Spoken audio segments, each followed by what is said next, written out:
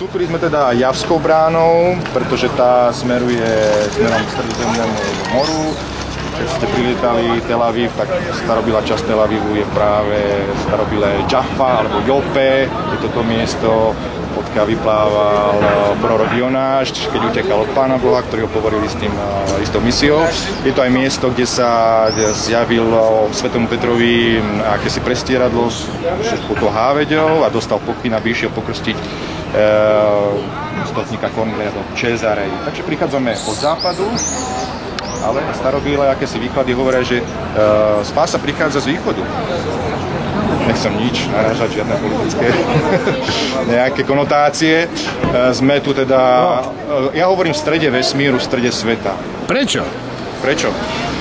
Jeruzalém. Ja hovorím, Jeruzalém je akési podobenstvo o dejinách ľudstva. Je to akýsi magnet. Preto hovorím, že každý by mal nejakým spôsobom prísť tu, zakúsiť tú atmosféru, pretože sa tu môžeme veľa poučiť o nás samých, o našich vlastných životných príbehoch. Veľa hovorím, pozrime sa oproti, čo vidíme, nazýva sa toto miesto Citadela, pretože to má takú vežičku, ktorá nám hovorí, aspoň teda križiaci, keď prišli, že to bola tá Dávidova väža, známa Dávidova väža. Oni to tiež všetko mali troška nie celkom dobre vysvetlené, pretože Dávidovo mesto sa nachádzalo úplne na inom mieste, ale predsa len, keď je niečo Dávidovo, niečo kráľovské, tak to označuje nejakú rezidenciu. Čiže tu bolo sídlo kráľa Herodesa. A preto my môžeme špekulovať, ak si kladete otázku archeologického charakteru, vieme, že ten proces Ježišom prebiehal v istom momente aj u samotného Heroda. Kde teda začínala krížová cesta? Ako bol Ježiš odsúdený? Niektorí archeológovia, možno, že ich bude 5%, povedia, že tu je začiatok krížovej cesty. My, bratia františkáni, spolu s väčšinou archeológov máme inú hypotézu. Krížová cesta začínala na opačnej strane mesta Jeruzalém, kde stála rímska pevnosť Antónia. Máme viaceré hypotézy. My len predkladáme, nepresviečame, ponúkame, každý si môže slobodne vybrať. Čiže zopakujem, Citadela, Dávidova väža, miesto Herodesovho paláca. Javská brána je zaujímavá tým, že začína tu ulica, ktorá nás privedie k múru nárekov. Toto miesto nazývame my, že múr nárekov. Židia povedia, že to bol západný múr. Šalamúnovho chrámu. Áno, Šalamúnovho chrámu. Len poviem, to snad všetci dobre viete, mesto Jeruzalém bolo zničené v roku 70 po Kristovi generálom Titom, ktorý sa neskôr stal cisárom. Prichádza potom iný cisár Hadrián v roku 130 a Jeruzalém ako si vzkriesí a urobí z neho rímske mesto. Nenazve ho Jeruzalémom, nazve ho Aeliou Capitolínou. A urobí mesto podľa rímskeho spôsobu, dve hlavné ulice a práve táto jedna z nich je Decumanus, ktorá kolmo prechádza na inú hlavnú ulicu. To je hlavná ulica, tá ulička, bazár, obchodná. Čo iné sa robí na hlavnej ulici ako biznis. Sú tu teda 4 štvrte, kresťanská, tá sa nachádza týmto smerom, ktorou sa vydáme práve ku bazilike Božieho hrobu. Za nami, za mojím chrbtom je arménska.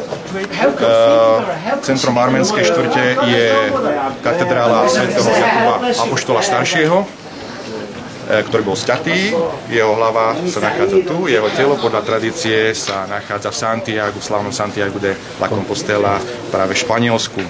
Ďalšia štvrť je hebrejská. To je ktorá? Hebrejská, neviem, či sa tam dneska dostaneme, nie, ale tam? Tým smerom. Smerom dole k múru nárekov, čiže západnému múru. A posledná štvrť je, ja sám bývam, kde je teda začiatok krížovej cesty a to je práve moslimská štvrť, čiže 4 štvrte. Mesto je aj takto vizuálne rozdelené. Každý má svojím spôsobom svoj vlastný Jeruzalém. Jedno mesto, ale rozdelené, čiže ako keby 4 Jeruzalémy.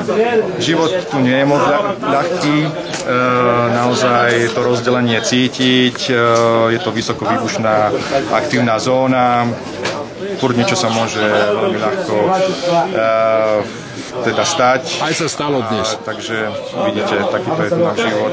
Ale napriek tomu, že to je také rozdelenie, v tom Božom pláne spásy Boh bude triumfovať a Jeruzalém, ako to čítame v zjavení apoštola Jána, posledná kniha Biblie, ten nebeský Jeruzalém zostúpi. Čiže Jeruzalém je síce rozdelený, ale zároveň aj znakom definitívneho Božieho víťazstva. A toto je úžasné pre nás všetkých. To je dobrá správa, ja myslím. Všetko bude mať to správne završenie. A nebude to ovocie našich snách, ale bude to ovocie Božieho pôsobenia. Kedy? A to si myslia asi... Pri hodnom čase. Tí františkáni sú aj sprievodcovia, ja som to nevedel.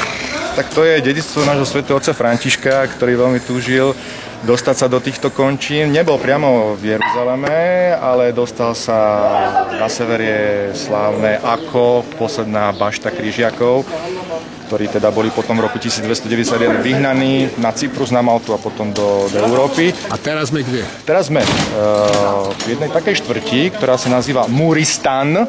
Muristan, čo to znamená? Stan, máme čo? Afganistán, Pakistán, Áno. Všetko, čo sa končí na stán. Slovakistán. Slovakistán nám hovorí o nejakom území, o nejakom teritórii. A čo sa tu dialo, čiže Muristan z perštiny, to znamená akási nemocnica, akési miesto nejakého hospicu, kde prichádzajúci pútnici sa predtým, než vstúpili do Baziliky Božieho hrobu, ako si dali dokopy, boli ošetrení a práve tu aj vznikajú prvé špitálske a neskôršie rytierské rády. Rád svätého Jána Krstiteľa, tzv. Johaniti, neskôršie sa premenovali na maltéskych rytierov, maltéskú pomoc poznáme. A my budeme tiež musieť sa dať ošetriť skôr, než vstúpime? Ošetriť, cítite sa zranení, unavení, alebo čo je treba posilniť. Aj toto je možno, že takým znakom, takým snáď nie úplne určujúcim, že keď sa niečo koncentruje k nejakému miestu, to je aj akési taký nepriamy dôkaz právosti. Bola tu otázka o právosti miesta ukrižovania, pochovania, vzkriesenia Krista. Takže keď sa všetky tradície nejako snažia, dokonca aj moslimská, o tej si povieme za chvíľočku, snaží koncentrovať, tak to potvrdzuje. Hej? Nepriamo. Každý má slobodnú vôľu, môže uveriť, nemusí, ale sa tu niečo ponúka s istou pravdepodobnosťou. Toto, čo ma čaká, tu čo uvidím, to je úplná nádhera. Čo to je? Tak to je práve priečelie Baziliky Božieho hrobu. Samozrejme, tá bazilika nevyzerala tak, ako vyzerá teraz. Toto, čo vidíme, je križiacká fasáda z 12. storočia. Tú väžu, čo vidíte, ono mala niekoľko poschodí viacej, však zemetrasenia, požiare a podobne celkom inakšie stvárnili to, čo vidíme teraz.